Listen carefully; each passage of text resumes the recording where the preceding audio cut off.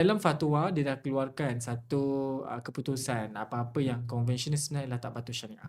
So dapat duit Sebenarnya. ratus-ratus ribu tu IPF Ya. banyak kan? Ya, betul. Kadang-kadang itu yang kita rasa terbeban juga nak Ha. cakap dengan waris. Sebenarnya Ha. bukan mereka punya. Ha. Sebab itu adalah harta yang haram. Oh, Umpama sikit pun tak dapat lah kiranya. boleh dapat, takkan tak dapat. Sebab yang keluarkan yang carum tu adalah orang tu sendiri. Waris. So yang carum tu sebenarnya halal lah. Ha. Sebab dia yang carum, tu duit dia. Oh, kena kira balik lah berapa yang dicarum, berapa Ya, yang yang imbuhan. dividen, ya, Okey. yang tambahan melalui daripada caruman itulah yang kena kira sebenarnya. Dia agak susah sikit nak technical dapatkan maklumat tu. Okey. Tapi ada para cendekiawan kita dah buat kiraan. Ada yang kata 70%, 30%. 70% halal, 30% itu tidak halal. Oh, besar lah yang halal tu.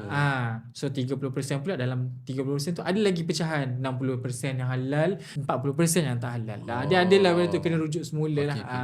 Benda tu kena dapatkan pandangan yang pakar. Benda ni. Tapi nak katanya confirm benda tu halal ke tak, confirm lah tak halal sebab konvensional kan. Ya. Jadi bercampur, ada yang halal, ada yang haram. Jadi bila macam tu memang kena bersihkan. Kita kena sucikan harta tu.